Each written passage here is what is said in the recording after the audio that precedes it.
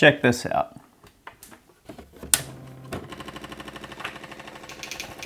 That is the demo mode of this machine.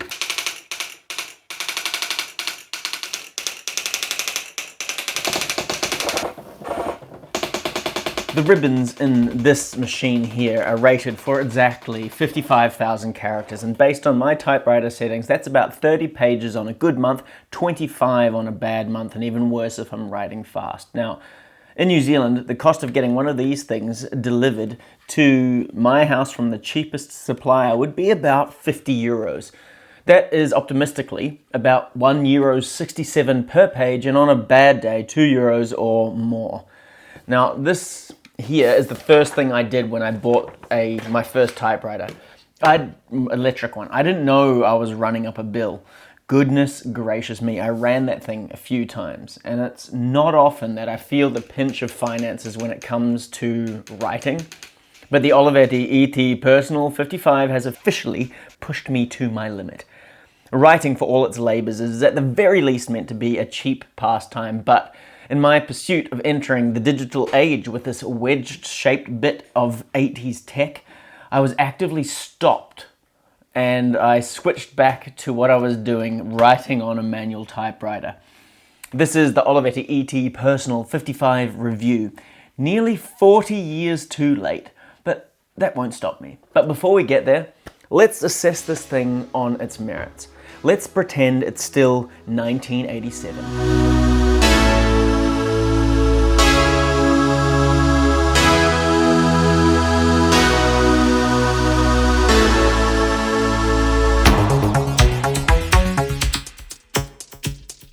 Hi there, I'm a student. I'm in the midst of writing an essay for my English 1-to-1 class at university.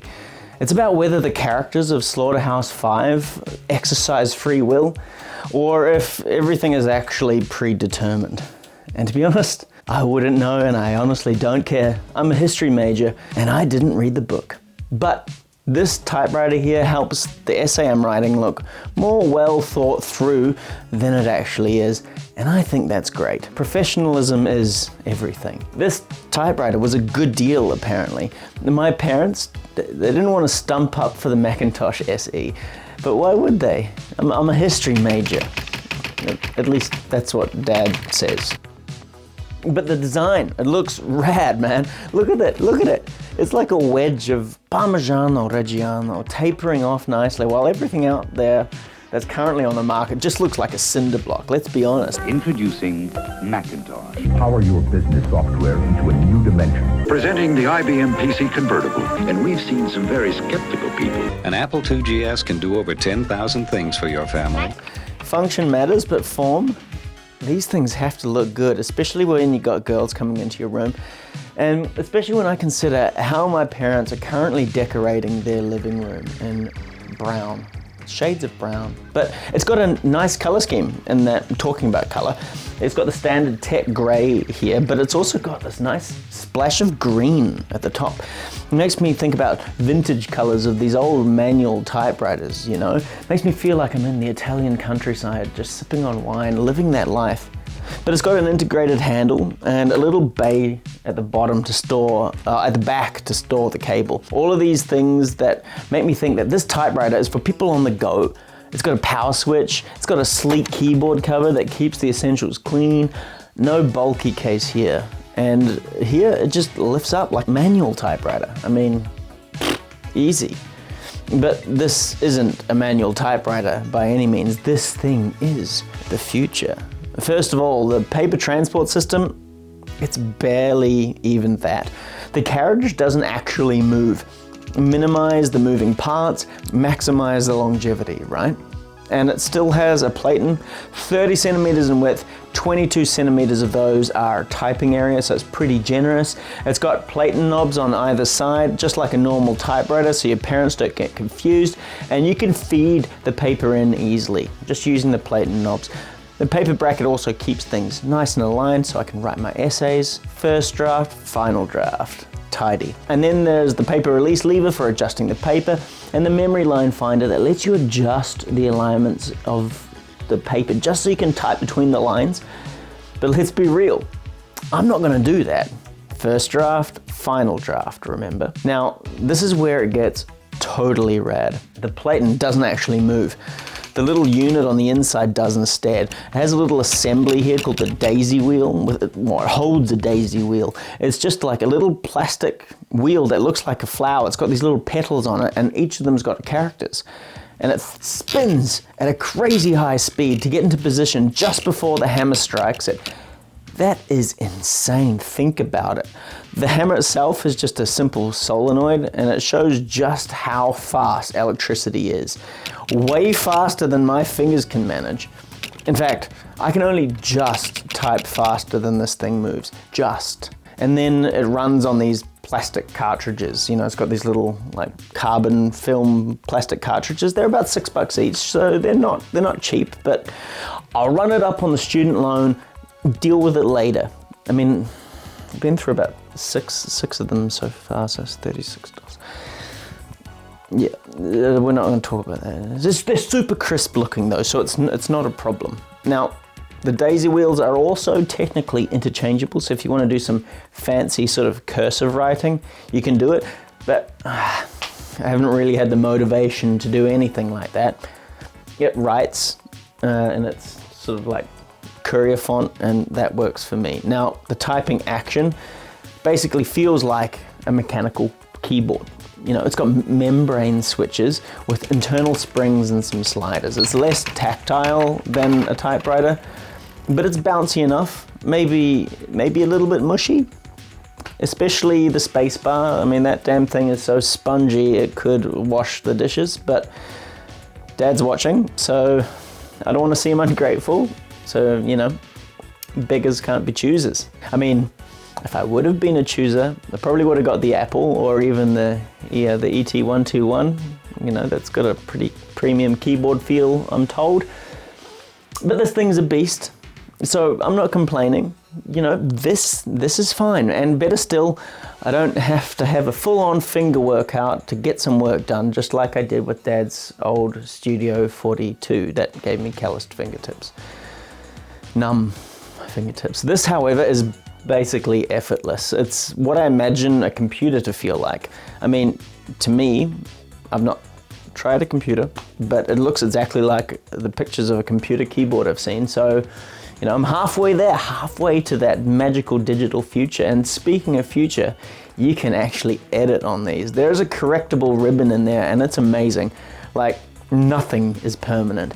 It actually just peels the carbon off the paper with a special adhesive. You simply hit the backspace button, it remembers, and it remembers what you typed on its onboard memory. It's got onboard memory, isn't that crazy? And it types the letter again with the special tape, and it peels the letter off the page with a pressure sensitive adhesive. That is a miracle of modern chemistry. It's also got pitch selection. It takes up the space that my work deserves. And you know, 10 pitch pica is where it's at. That's just how it should be. And then you use the line feed selection to make it go to 1, 1.5, or 2. Double spaced is just taking the piss, come on. But when you start it up, it automatically calibrates itself to the left margin, which I think is pretty awesome because it gets me to get my work done faster. I don't have to sort of move anything around. But there are some things I don't like though. This thing sounds like a machine gun.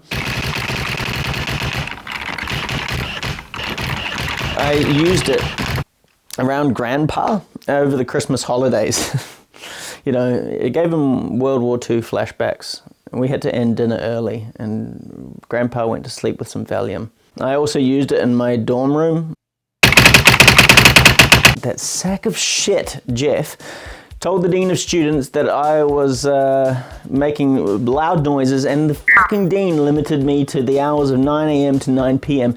Now I have to get my work done on time. No more late nights for me. But as I said, this thing remembers what I wrote, but I can't remember my margin settings, and I have to set them up from scratch every single time. Every single time I turn it back on. I guess these are the limits of age, you know, halfway to the future. But setting them up isn't a huge deal. You just got to clear the current margins, move to where you want the margin to be on the left and the right, and then just hit the margin left and right buttons on each side every single time. And you can set the tab, but these are the only things I can really be bothered doing, because there is this other button here, this KB button. It's got like a code button on it, and you can make things into columns and stuff, but hell's bells, I ain't doing that. I mean, I'm just out here writing essays and stuff, you know? If I find myself in any profession where I'm writing in columns or making numbers in columns, I've made a wrong turn somewhere. I'll be definitely lost. But it's also got a hair trigger. There's no bailing out on this thing. You know, you move a muscle on your finger, you're committed. You're super committed. The lift-off tape sort of helps out, but yeah, I went through a whole roll in a month. But yeah, other than that, it's just a case of paying for the cartridges. But as I mentioned before, loan baby, let's go! Future me's problem right then and there. So yeah, this is the Olivetti ET 55. Released in 1987, from a modern day perspective, this thing looks subjectively pretty cool. A little bit of retro futurism that actually looks really good. If you look at what was coming out around the time, this device is comparatively beautiful. The strength of a triangle bisected by conflicting lines and punctuated by these big round knobs. It's a design that actually earned this typewriter a permanent spot at the Museum of Modern Art to join its relative, the Olivetti Valentine. And you can see very clearly that the design language here is a take on ergonomics that just sort of works without the need to sort of suspend your hands above the keyboard to type to even generate enough force. The ergonomics are less exhausting on this machine. So there's another thing about this unit. You can't actually sit like this unless you're completely confident in your touch typing, because you can't see anything. Even just off axis is enough for it to be impossible to read. You can't see through the plastic. So you actually do have to sit with a very straight posture to have even a chance of seeing what you're typing. But then this thing actually has, apparently, a bubble bag carrier. It exists and I want it. I want my typewriter, when I walk around with it, to look like Big Hero 6. So this is actually my third electric typewriter. I have the same one in English. This is an Italian version, way back in New Zealand, so halfway around the world. I was gonna do the review of this typewriter back there, but when I went to film it, I was writing some stuff and I ran out of carbon tape. So we resulted in the Princess 300 review instead, and getting more of these cartridges was just prohibitively expensive. It was actually cheaper to buy a whole other typewriter that took the same cartridge than it was to actually get a new cartridge. So I got the ET Compact 65, which is actually bigger than this machine, and I took the cartridge out and then that ran out too. Damn! So this one here is from Italy, and it came with a couple of historical goodies. The first was this photo here, which was just sitting in the box. It's a volleyball tournament from what I can see, and almost perfectly, Parmigiano Reggiano is the most prominent advertisement in the background. I also pulled out the correction tape from this one. I didn't know that if you just unwind them, you can see a history of mistakes from the previous owner if they haven't removed it already. So here's what it looks like. And perhaps an Italian speaker could actually spot some of the words that they've deleted in here. I mean, I don't know if this breaks GDPR data protection rules, but ow, whatever, man. I find this sort of stuff fascinating. Like, I might find out some sort of like secret plot. Now, swapping out the carbon cartridge is a remarkably simple affair. Pull it out, stick a new one back in, and the ones I get here in Latvia are from a German company called Electric Typewriter. And yeah, these, as of July 2026, are about 13.5 euros, not including delivery. So yeah, they're not cheap by any means, but they do work. They do the trick. So as for the performance, the typing speed is as good as any word processor, and far easier to type on than mechanical typewriters. What it lacks in the connected feel of a mechanical typewriter, it makes up for in ease and pure, crisp text. Also, another thing I noticed is that the carbon tape in these, it still advances even if you're hitting spacebar. So that's a hit. There are a lot of spaces. You can actually see the little cog here turning around when you hit spacebar. Meaning that that whole mechanism that is inside the typewriter is intrinsically linked. Basically any keystroke is going to make it advance. And that's a serious kick in the all-in-yes. But the performance, man, this thing just goes. For a piece of electronics that's knocking on the door of 40 years old, I think that's pretty cool. But the hang-ups with an electric typewriter are fairly obvious to me. And to be fair, they're pretty significant. You're tethered to a PowerPoint. That means, yes, it is portable, but only to a point. You know, typing in nature won't be for you unless you get yourself a very hefty extension lead and roll it out there.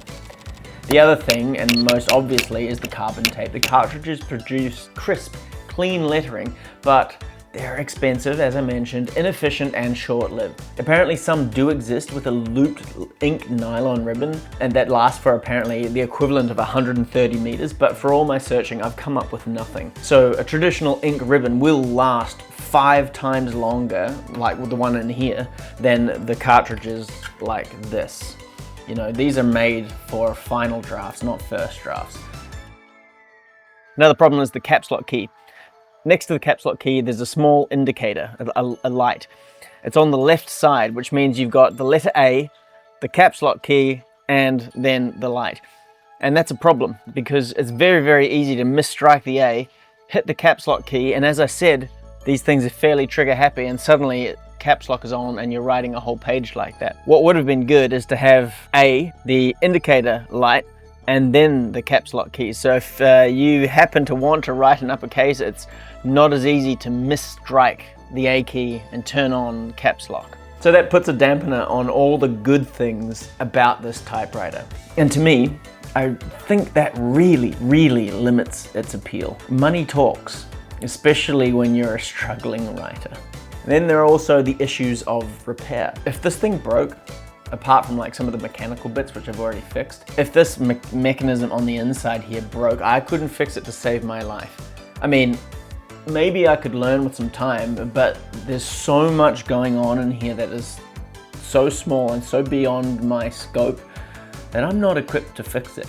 On the mechanical side of things, you know, I feel like I can tackle most things. If this one goes, it's going to be a showpiece in an instant. And if it isn't working, it isn't writing, which is exactly why this thing is here. Money aside, how does it work for the writer? Well, despite all my negativity, it actually works really well. The only issue I've had is some slipping paper feeder rollers, which was fixed with a bit of window cleaner. Probably shouldn't use that, but it worked. And a slip cog that managed to sort of stop the clamping force on the plate and actually working. And so a little bit of plastic actually broke off it, but I managed to get the cogs like lined up again. But you know, I fear for the future because it's not holding on by much, and old plastic doesn't hold up all that well. But just for note, I actually have done 10,000 words on the one I have back in New Zealand with no issues at all. I mean, apart from the ribbon running out, as in 0. The thing just sort of goes, and it's amazing for a 40-year-old machine. There it is, humming away. But there are some other things that I'm neutral on. The beep that comes nearing the end of the line, it's shrill, so it does get your attention, but you know, obviously it's not going to make it all the way through the headphones. Sometimes it does, even with the noise cancelling on. But most of the time, no. And after you hit the end, it stops everything and just beeps every single keystroke until you get the message that you're at the end of the line. If you're completing a long word, you can release the margin for that line. No repeated keystrokes until you put a hole in the paper like you might do with this. And it's got a huge array of symbols on offer. Everything I can think of is on this machine, so no complaints there at all. In fact, I'd say that's actually a bit of an advantage with these over these.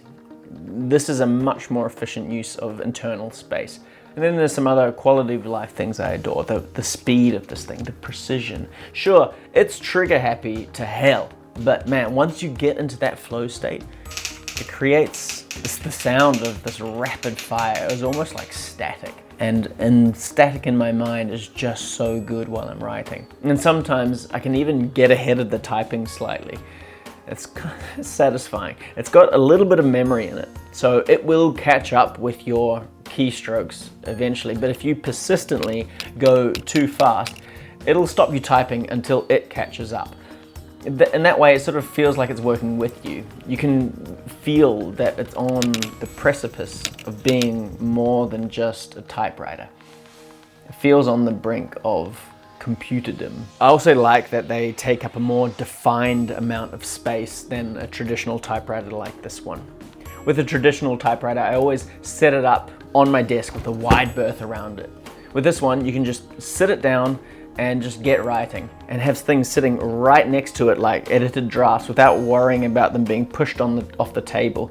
The amount of times I've spilt coffee by having one of these typewriters with the carriage too close to my coffee cup. And then there are other things available that I use if I've actually got it, like the correction tape. This has got a button on it that will delete a whole word using the system memory. And then you can use the relocate button and that'll take you back to where you left off before you made the edit. Now that's pretty smart. But then again, of course, there are the compromises. I will lose all of those formatting options the moment I unplug it. Well, you know, I feel like too much of the stuff is reliant on you leaving the computer, or leaving the typewriter plugged in. And for something that is meant to be portable, that's ridiculous. This typewriter's got a handle built in. Like, you are meant to take it around. Am I also expected to be reformatting everything every single time I do it?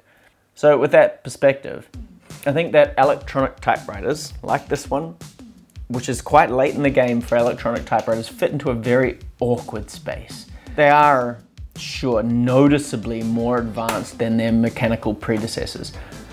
But the fact of the matter is that mechanical typewriters have had their time in the sun for nearly a century before being displaced, technically, by the likes of these.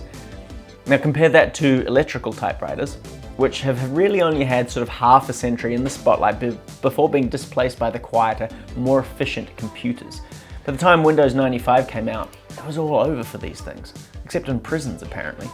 And these have been released in 1987 and have some modern conveniences that make them absolutely fantastic to use. But Moore's Law comes knocking for everything. And in reality, it seems to me that these were never meant to be long-term devices. They were the start of the end.